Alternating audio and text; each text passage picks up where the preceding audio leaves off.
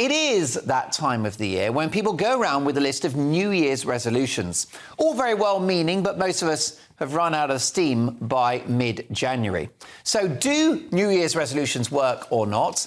And can you think of anything worse than dry January? What is the best way to start the year? Who better to ask than TV star and Channel 4's Queen of Clean, Kim Woodburn. Kim, Happy New Year. Do New Year's resolutions work? Well, can I say Happy New Year to all the viewers? And I had a wonderful New Year's Eve. I hope you did, my loves. Well, you know what? Do the resolutions work? Well, usually not, because we start off so sort of like the diet. I'm going to lose 20 pounds. I'm going to be nicer to people. Oh, please. I'm going to be nicer to people. I'm going to be more tolerant. No, you're not. I'm going to sort of, you know what? We start off well-meaning, but honestly, my love, few of us keep our resolutions. Few of us. The ones that do have got more willpower than most of us. Good luck to you. Most of us don't, dear. Simple as that. Well, what about drinking? Because for many people, it's dry January. Are you going to go dry this year, Kim? Well, I'm going to say this might shock you, Mark. I don't drink much at all, dear. I spill most You of it, dear. You don't need it. No, honestly, no, do you know what? I don't drink much at all. I really don't. But I think if people, look, drink in moderation. If you know you're overdoing it, please try to stop. One is so costly. Yeah. And with the way things are going today, where are you getting the money from? And when you see people walking around smoking, and, they get benefits, and you think, well, not all of them get benefits, some do. And you think, how are you affording a packet of cigarettes for £20, dear, when you're not working? But as I say, not all people smoke, some are working. And I say, try to manage yourself better. Also, my lovely, if you've got nothing to do, clean your house. Clean your house. I'm sick of going to houses that are grubby, dear. Grubby, some are filthy, dear. And you wouldn't sit on that loo, you'd rather go in the garden. Well, so, it's interesting that you say that, Kim. What are the telltale signs of a dirty house? Oh, Lord. Well, use the toilet first of all, my lovely, and you'll see the feces on the toilet seat, hard and dry.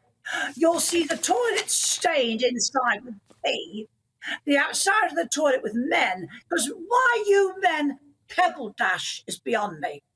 Why can you men not hold your bits in your hand and aim down the loo? Why are you pebble dashing the bathroom? No, why don't you learn to pee? I'm sorry, pee's not a dirty word. Although, why can't you pee straight, dear? Or you know what? Why don't you? This is a plan. Lift up the seat. I hope you listen to me, because you do it, Mark. I know. Lift up the seat. Sit on the seat. And put your private bits in the toilet bowl, and you could pee to your heart's content. It wouldn't go anywhere. Have you thought of that, you men? Well, you're right to point this out. Men are absolutely disgusting, and I'm not going to defend my half of the species. Did you know that in Austria, it's a tradition for the men to be ordered to sit down when they have a wee in certain houses? Would you approve of that as a rule? I certainly would. Oh, Mark, you wouldn't have to ask me twice. Why do men, and I'll tell you what annoys me, us women are sick of this, these communal toilets, dear, where you've got to use a toilet a man's used. I was dying to go, and I had to go the other day that I was filming it, actually, and it was male and female, and it was soaking wet. They should not have communal toilets for male and female. If you're going to pee, I don't want you peeing in my toilet. It's disgusting. You want to put your foot... Yeah, can I apologise to anyone that's having a late dinner, maybe some turkey sandwiches? But listen, I think, Kim, it's nice to start the new year with a bit of, quite literally, toilet humour. Can I ask you about the new year? Are you optimistic for 2024, Kim? Oh, do you know what? On quite a serious note, I'll tell you. Do you know what I'd love to see happen? I'd like to see us, all the people in this country, go back to the health and safety we used to have, with no question. Let me tell you what I mean. We have a very poor NHS now. We can't get appointments. There are people dying because they can't get surgery. It's wrong. We used to have a super NHS. Just, we had, when I was a little girl, we'd gone through the war and it started. It was wonderful. I also want us to have safety. We no longer have it in this country. We have a depleted police force. We have no law and order. I'd love to see, you're going to call, I don't care if you think I'm awful, people. It's tough. Get on with it. I'd like to see more prisons, 3 times the police officers, very strong sentences. When I was a kid, you did not hear a policeman told to do the other. I'm not going into the language. Yeah. You wouldn't dare speak to a policeman like that. You wouldn't dare, because if you did, you'd be locked up. People are treating policemen like filth. Our government, weak. They will not build extra prisons, tough sentences for them all, and don't put them in prison and feed them on steaks and let them exercise rooms. Put them 4 to a cell.